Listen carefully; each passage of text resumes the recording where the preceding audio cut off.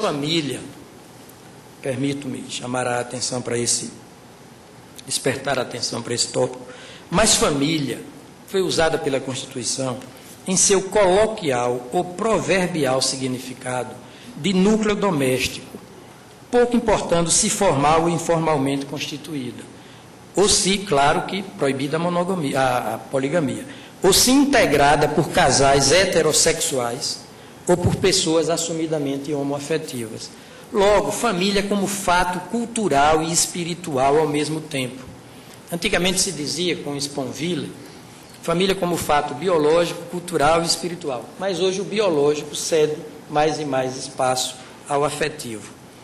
Tanto assim que foi referida como parâmetro de fixação do salário mínimo de âmbito nacional, a família, inciso 4º do artigo 7º, e como específica parcela da remuneração habitual do trabalhador, mais precisamente salário e família, sem que o magno texto federal a subordinasse a outro requisito de formação que não a faticidade em si da sua realidade, como autonomizado conjunto doméstico. O mesmo acontecendo com outros dispositivos constitucionais de que servem de amostra os incisos 26, 72 e 73, 62 e 63 do artigo 5º, artigo 191, inciso 4º e parágrafo 12 do artigo 201, artigo 203, artigo 205, inciso 4º do artigo 221. Ou seja, são passagens numerosas em que a Constituição fala da família para evidenciar a importância dela, família, como instituição jurídica e base da sociedade.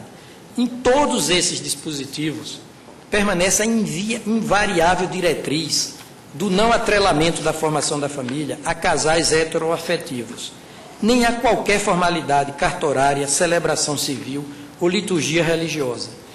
Vale dizer, em todos esses preceitos, a Constituição limita o seu discurso ao reconhecimento da família como instituição privada que, voluntariamente constituída entre pessoas adultas, mantém com o Estado e a sociedade civil, Estado e sociedade, uma necessária relação tricotômica.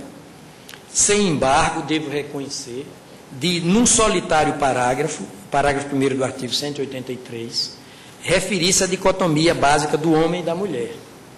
Mas, ainda assim, há, como forma especial de equiparação da importância jurídica do labor masculino ao labor feminino.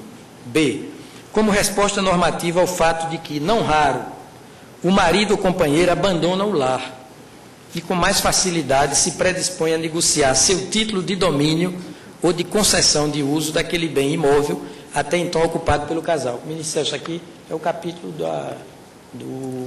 nesse capítulo sobre, acho que, conurbação ou coisa que o valha, a Constituição fala da concessão de uso ou de título de domínio de espaços urbanos, né? E aí faz a referência à família. E se refere a homem e mulher. Mas eu estou explicando a razão pela qual fez, porque são vetores que obedecem a um outro tipo de serviência a valores que não se hierarquizam em função da heteroafetividade ou da homoafetividade das pessoas. De veras, mais que um singelo instituto de direito, em sentido objetivo, a família é uma complexa instituição social em sentido subjetivo. A família é um aparelho, é uma entidade, é um organismo, é um aparato, é uma estrutura das mais permanentes relações intersubjetivas, um aparato de poder doméstico, mas no sentido de centro subjetivado, da mais próxima, topograficamente, e da mais íntima, amorosamente, afetivamente, imediata, carinhosa, confiável e prolongada forma de agregação humana, tão insimilar a qualquer outra forma de agrupamento humano, quanto a pessoa natural perante outra, na sua elementar função de, primeiro, a família, primeiro insubstituível elo entre o indivíduo e a sociedade. A família é um ambiente primaz de uma convivência empiricamente instaurada por iniciativa de pessoas que se veem tomadas da mais qualificada das empatias, porque se trata de uma empatia envolta numa atmosfera de afetividade, aconchego habitacional, concreta admiração ético-espiritual e propósito de felicidade, tão emparceiradamente experimentada quanto distendida no tempo e à vista de todos. Tudo isso permeado da franca possibilidade de extensão desse estado personalizado de coisas a outros membros desse mesmo núcleo doméstico, de que servem de amostras os filhos, filhos consanguíneos ou não, avós, netos, sobrinhos e até irmãos. Até porque esse núcleo familiar é o locus de concreção dos direitos fundamentais que a própria Constituição designa por intimidade, é o principal locus de concreção dos direitos fundamentais que a própria Constituição designa por intimidade e vida privada, além de, já numa dimensão de moradia, se constituir no asilo inviolável do indivíduo, consoante a dicção do inciso 11 desse mesmo artigo constitucional. O que responde, só numa família que pode acontecer isso, o que responde pela transformação de anônimas casas em personalíssimos lares, sem o que não se tenha um igualmente personalizado pedaço de chão no mundo. E sendo assim a mais natural das coletividades humanas, ou o apogeu da integração comunitária, a família teria mesmo que receber a mais dilatada conceituação jurídica e a mais extensa rede de proteção. Em rigor, uma palavra gênero, insuscetível de antecipado fechamento conceitual das espécies em que pode culturalmente se desdobrar. Daqui se desata a nítida compreensão de que a família é, por natureza ou no plano dos fatos, vocacionalmente amorosa, parental e protetora dos respectivos membros, constituindo-se no espaço ideal das mais duradouras, afetivas, solidárias ou espiritualizadas relações humanas de índole. O que a credencia como base da sociedade? Pois também ela, a sociedade, se deseja assim estável, afetiva, solidária e espiritualmente estruturada. É de todos conhecida uma definição, ministro Celso, eu não consegui, até a hora de escrever esse voto, extrair da memória a precisa autoria, se é de Coelho Neto ou de Rui Barbosa. A pátria é a família amplificada. Não consegui. Mas eu tenho a impressão que é Rui. Aliás, aqui eu botei Rui Barbosa, aqui no voto, mas não tenho muita certeza. A pátria é a família amplificada. Daí porque a Constituição considera a família a base de toda a sociedade, que termina sendo o alcance de uma forma superior de vida coletiva, porque especialmente inclinada para o crescimento espiritual dos respectivos integrantes. Integrantes humanos em concreto estado de comunhão de interesses, valores e consciência da partilha de um mesmo destino histórico. Eu estou me alongando um pouco na consideração da família para rebater um tipo de interpretação que faz o casamento assambarcar a família, faz o parágrafo prevalecer, é o parágrafo 3º, faz o parágrafo prevalecer sobre o artigo. É como que, digamos assim, fazendo rolar no patíbulo do parágrafo a cabeça do artigo, quando a cabeça do artigo é que é o verdadeiro continente. Por isso que eu estou insistindo, família é vida em comunhão, sabido que a comunidade vem de comum unidade. Comunidade vem de comum unidade. E como toda comunidade, tanto a família como a sociedade civil, são usinas de comportamentos assecuratórios da sobrevivência, equilíbrio e evolução do todo e de cada uma de suas partes. A família é uma locomotiva social, o cadinho em que se tempera o próprio caráter dos seus individualizados membros e se chega à serena compreensão de que ali é verdadeiramente o espaço do mais entranhado afeto e desatada cooperação. Afinal, é no regaço da família que desabrocham com muito mais viço as virtudes subjetivas da tolerância, do sacrifício e da renúncia, adensadas por um tipo de compreensão que certamente esteve presente na proposição espinosista de que Spinoza monumentalizou a compreensão, dizendo: nas coisas ditas humanas não há o que crucificar, não há o que ridicularizar, há só o que compreender. Ora bem, é desse anímico e cultural conceito de família que se orna a cabeça do artigo 226 da Constituição, donde a sua literal categorização como base da sociedade, e assim normada como figura central, o verdadeiro continente para tudo mais, ela, família, é que deve servir de norte, para a interpretação dos dispositivos em que o capítulo 7º se desdobra, conforme transcrição acima feita. Não o inverso. Dispositivos que têm por objeto os institutos do casamento, da união estável, do planejamento familiar, da adoção, etc. Todos eles somente apreendidos na inteireza da respectiva compostura e funcionalidade, na medida em que imersos no continente, reitere-se o uso da metáfora, no continente em que a instituição da família consiste. Tudo mais é instituto, ou singela figura de direito. Só a família que é instituição. Vossa Excelência a família é a pátria amplificada. A família é a pátria amplificada. 1903. Que definição atual. E se insistimos na metáfora do continente, é porque o núcleo doméstico em que a família se constitui ainda cumpre explícitas funções jurídicas do mais alto relevo individual e coletivo, amplamente justificadoras da proteção estatal que lhe assegura o citado artigo 226. Aí, senhor presidente, eu vou citar o artigo 205, sobre a educação, que é direito de todos e dever do Estado da família. Vou falar do artigo 227, que é dever da família, da sociedade e do Estado assegurar à criança aquela proteção clausulada pela Constituição como de absoluta prioridade, entre aspas, absoluta prioridade, e vou falar do artigo 230, em que a família e o Estado têm o dever de amparar as pessoas idosas, não é? Assegurando a todas elas sua participação na comunidade. E assim é que, mais uma vez, a Constituição não faz a menor diferenciação em nenhum desses três dispositivos entre a família formalmente constituída e aquela existente ao rege dos fatos, como também não distingue entre a família que se forma por sujeitos heteroafetivos e a que se constitui por pessoas de inclinação homoafetiva.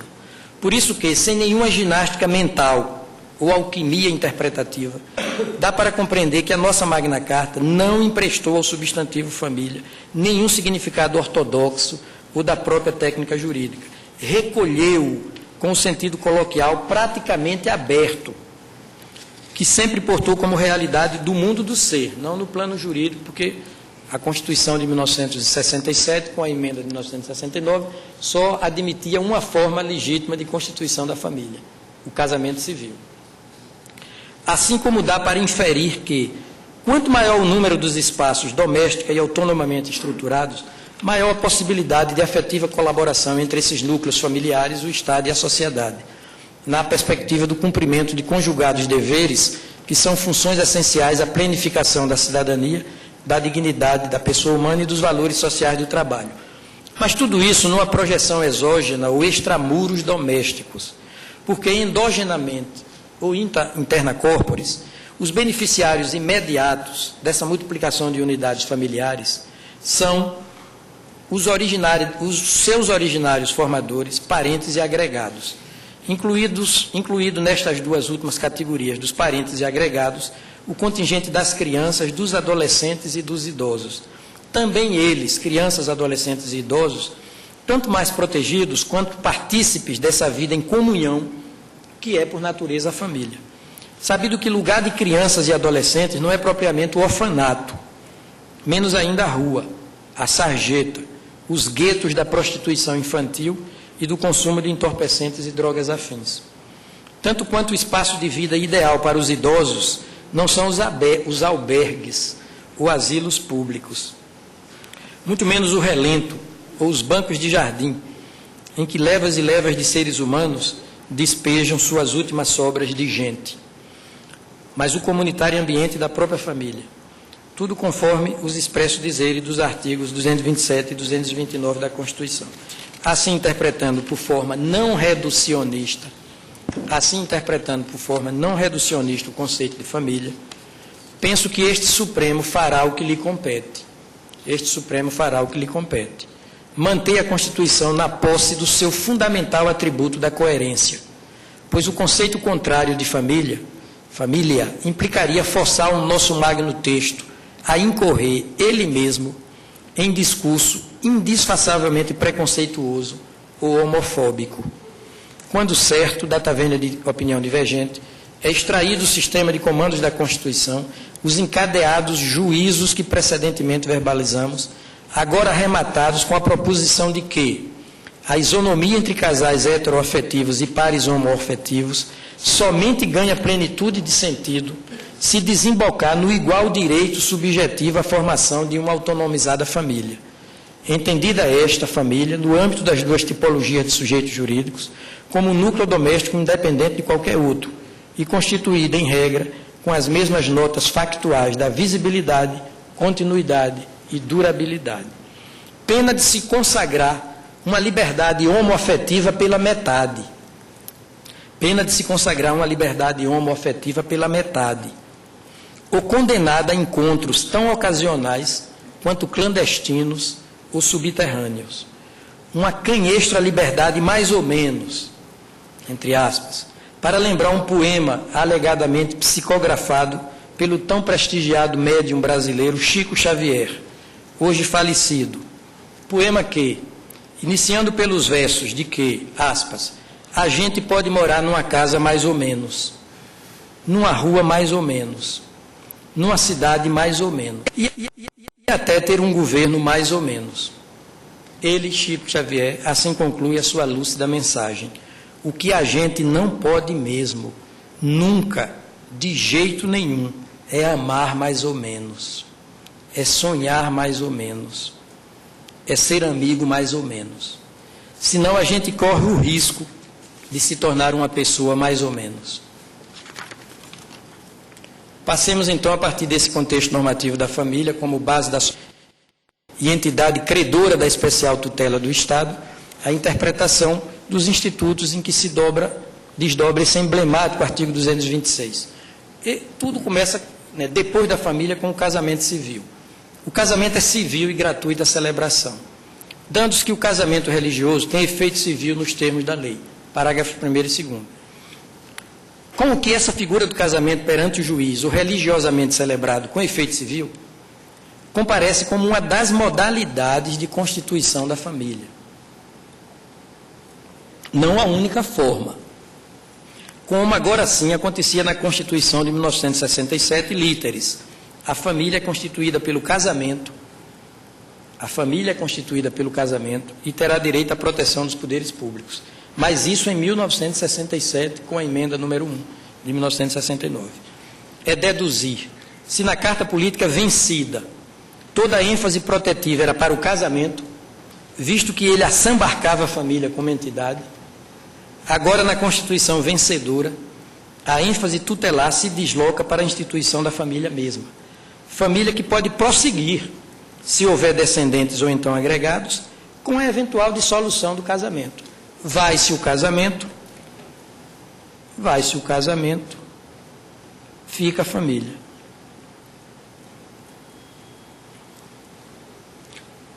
Um liame, já não umbilical, como o que prevalecia na velha ordem constitucional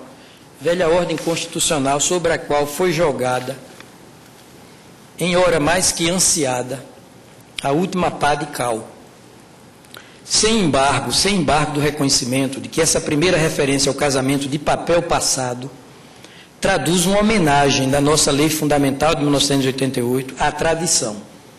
Melhor dizendo, homenagem a uma tradição ocidental de maior prestígio sociocultural religioso, a um modelo de matrimônio, o casamento civil, que ocorre à vista de todos, com pompa e circunstância, e revelador de um pacto afetivo que se deseja tão publicamente conhecido que celebrado ante o juiz ou o sacerdote juridicamente habilitado, e sob o testemunho igualmente formal de pessoas da sociedade.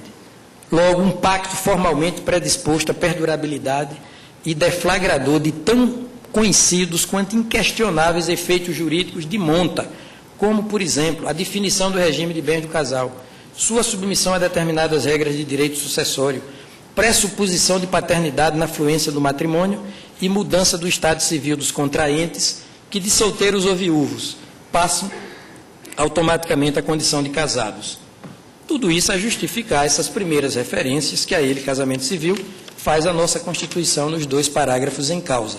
Ou seja, nada mais natural que prestigiar por primeiro uma forma de constituição da família que se apresenta com as vestes da mais ampla notoriedade e promessa igualmente pública de todo o empenho pela continuidade do enlace afetivo, pois, ao fim e ao cabo, esse tipo de prestígio constitucional redunda em benefício da estabilidade da própria família.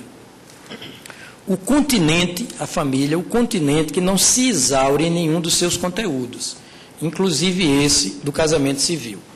Com efeito, após falar do casamento civil como uma das formas de constituição da família, a nossa lei maior adiciona ao seu artigo 226 um parágrafo 3º. É esse parágrafo 3º que se faz objeto de tantas interpretações divergentes, controvérsias. Parágrafo 3º, para cuidar de uma nova modalidade de formação de um autonomizado núcleo doméstico, por ela a Constituição, batizado de entidade familiar. Entre aspas, entidade familiar. É o núcleo doméstico que se constitui pela união estável, aspas, entre o homem e a mulher.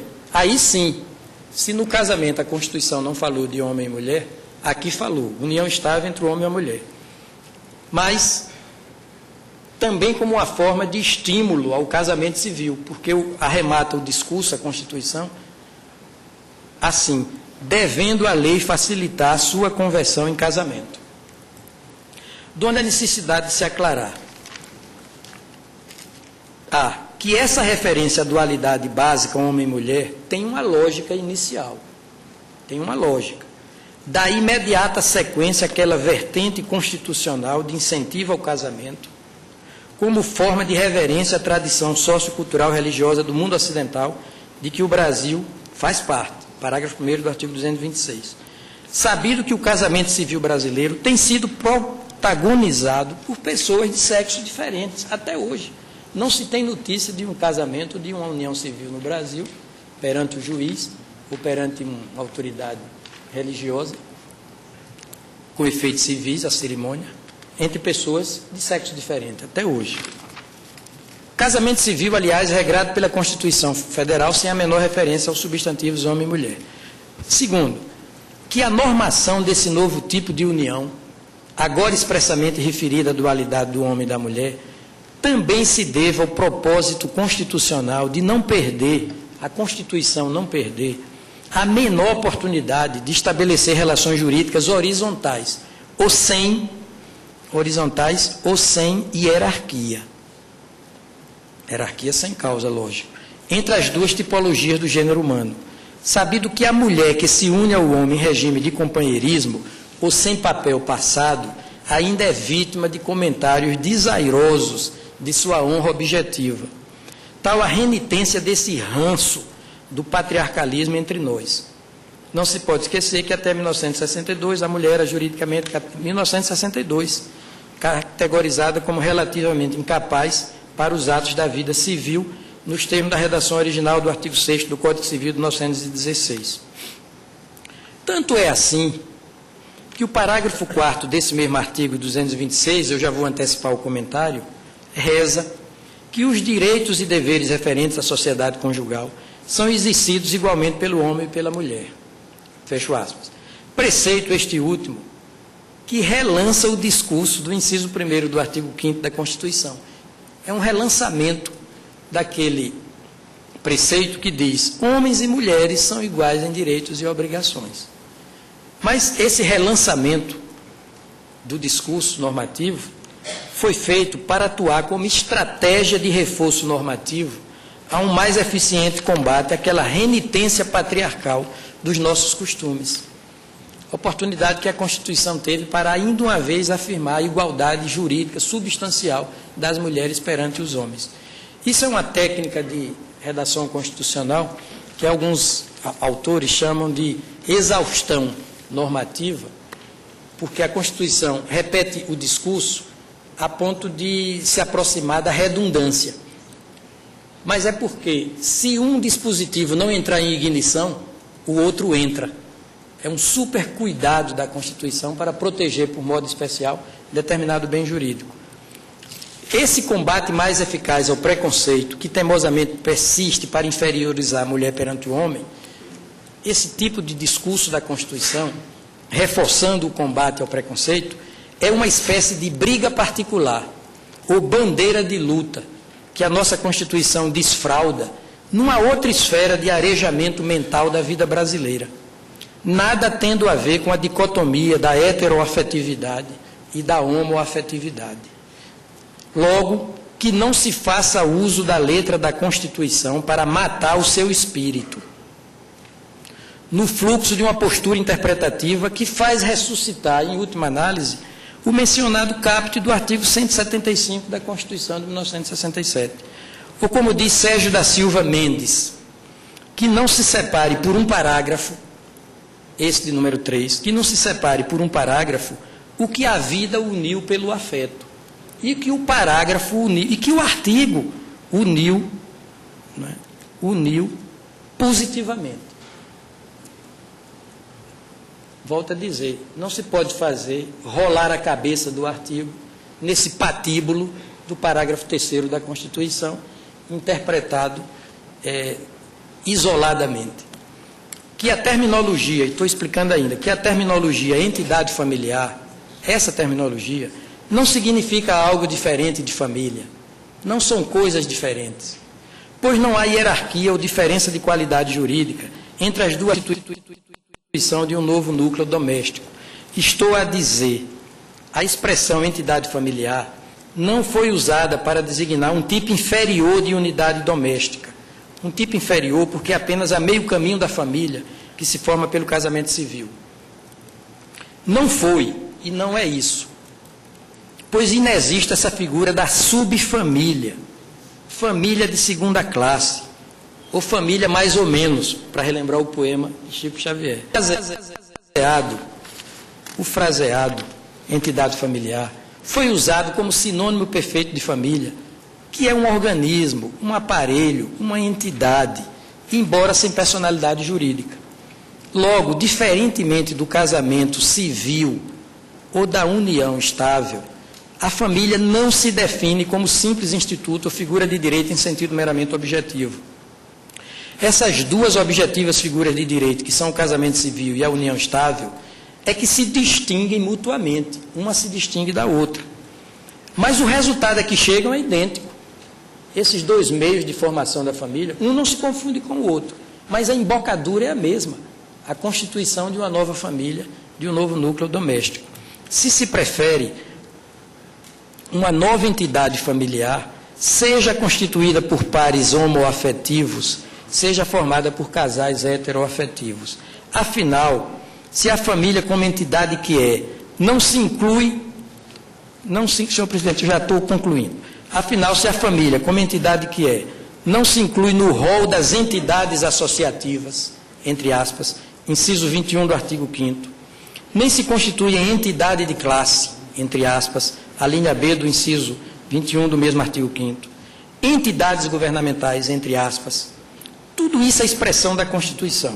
Artigo 5º, a linha A do inciso 72, entre aspas, se a família não se confunde com entidades sindicais, entre aspas, a linha C do inciso 3º do artigo 150, entre aspas, entidades beneficentes de assistência social, parágrafo 7º do artigo 195, se a família não se confunde com entidades filantrópicas, parágrafo 1º do artigo 199, ou em nenhuma outra tipologia de entidades a que abundantemente se reporta a nossa Constituição. Quantas vezes a Constituição fala de entidades? Ela, família, só pode ser uma entidade familiar. Quando a Constituição diz entidade familiar, está se referindo à família, não pode ser outra coisa. Que outra entidade restaria a família para ser, para se encaixar? Em rigor, trata-se da mesma técnica redacional que a nossa lei das leis usou, por exemplo, para chamar de entidades autárquicas as autarquias. Inciso 1º do parágrafo 1º do artigo 144. Palavra autarquias, parágrafo 1º do artigo 202. Assim como a nossa Constituição chamou de, aspas, entidade federativa, parágrafo 11 do artigo 100, cada personalizada unidade política da nossa, entre aspas, federação. Inciso 2º do artigo 34. Ora, a Constituição fala de federação, entidade federativa, autarquia, e ministra Carmen Lúcia e ministro Lewandowski, como Vossa Excelência são exímios administrativistas, eu estou citando aqui um dispositivo fora da fundação, viu? Porque eu sei que alguns autores dizem que as fundações também são entidades autárquicas em determinadas situações. Não, eu estou falando contextos em que a Constituição diz autarquia, separadamente de fundação, e em outro contexto, entidades autárquicas. E nunca apareceu ninguém, nem nunca vai aparecer, para sustentar a tese de que entidade autárquica não é autarquia e entidade federativa não é federação. Ora, por que entidade familiar não é família? Muito bem. Que as diferenças nodulares entre união estável e casamento civil já são antecipadas pela própria Constituição, como, por ilustração, a submissão da união estável à prova dessa estabilidade, que só pode ser um requisito de natureza temporal, exigência que não é feita para o casamento. Ou quando a Constituição cuida da forma de dissolução do casamento civil, hoje em dia é só o divórcio, deixando de fazê-lo quanto à união estável. Mas tanto numa quanto noutra modalidade de legítima constituição da família, nenhuma referência é feita à interdição ou à possibilidade de protagonização por pessoas do mesmo sexo, desde que preenchidas, também por evidente, as condições legalmente impostas aos casais heteroafetivos. Inteligência que se robustece com a proposição de que não se proíbe nada a ninguém, não se proíbe nada a ninguém, senão em face de um direito ou de proteção de um interesse de outrem. E já vimos que a contraparte específica ou focado contraponto jurídico dos sujeitos homoafetivos só podem ser os indivíduos heteroafetivos. E o fato é que a tais indivíduos, os heteroafetivos, não existe o direito à não equiparação jurídica com os primeiros, visto que sua heteroafetividade em si não os torna superiores em nada, não os beneficia com a titularidade exclusiva do direito à constituição de uma família. Aqui, o reino é da igualdade absoluta, pois não se pode alegar que os heteroafetivos perdem se os homoafetivos ganham. Não se pode alegar que os heteroafetivos perdem se os homoafetivos ganham. Essa dedução, essa conclusão não se coloca.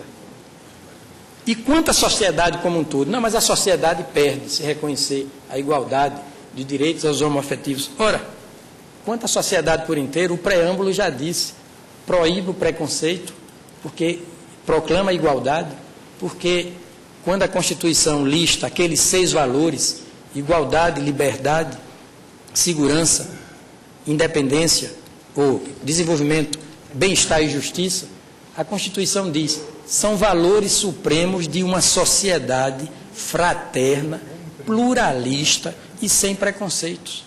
Ora, então quem ganha com a equiparação postulada pelos homoafetivos? Quer dizer, os homoafetivos. Muito bem, e quem perde? Ninguém perde. Os heteroafetivos não perdem e a sociedade não perde.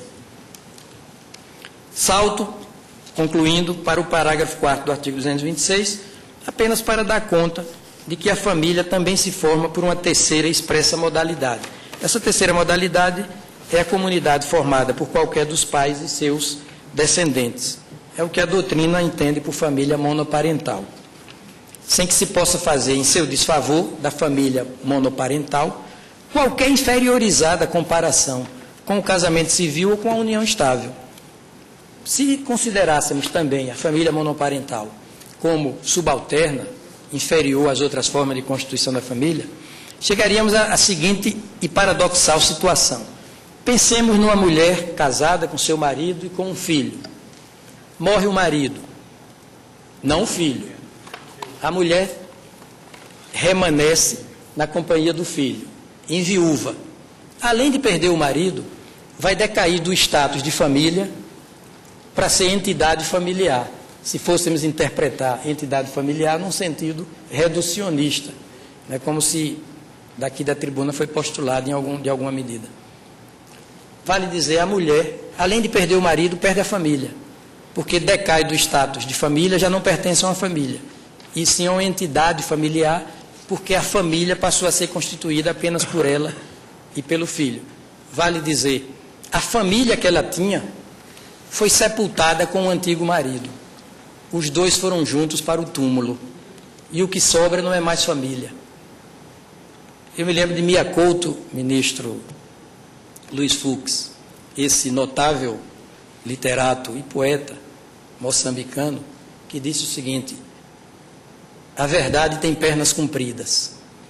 E por certo que a verdade científica não foge à regra, tem pernas compridas. A tese, não é, da diferenciação entre família e entidade familiar desembocaria nesse absurdo, nessa injustiça.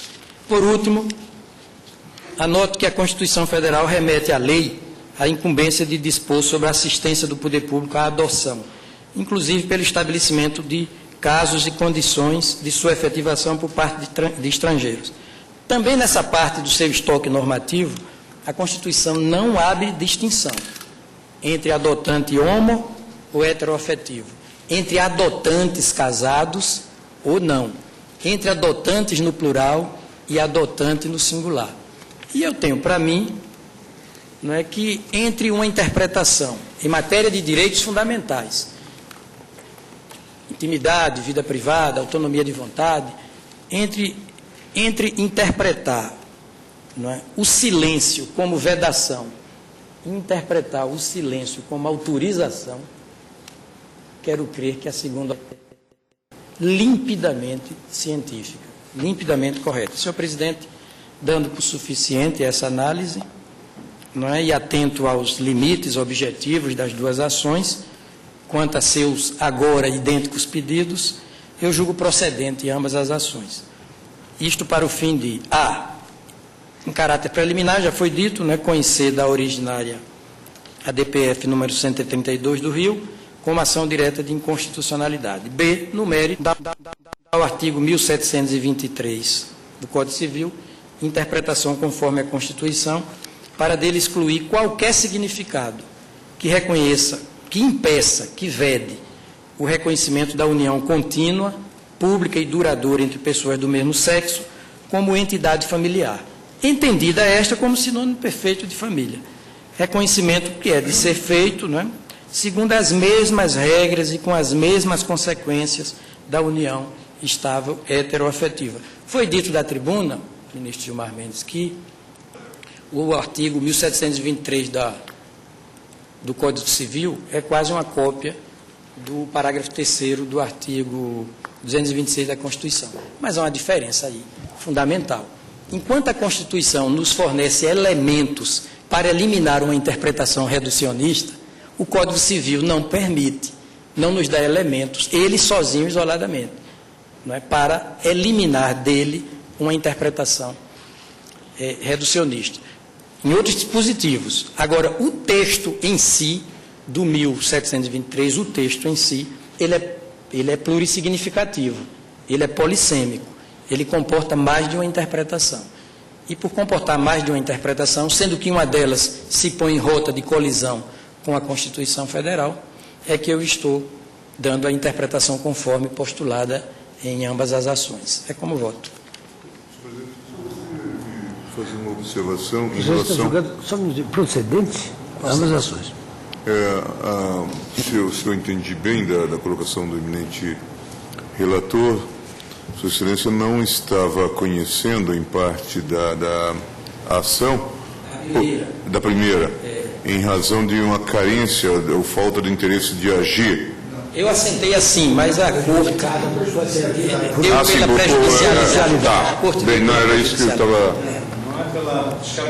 Até porque nós temos a jurisprudência assente de que se trata de processo objetivo e, por isso, inaplicável aqui a categoria de... Eu assentei.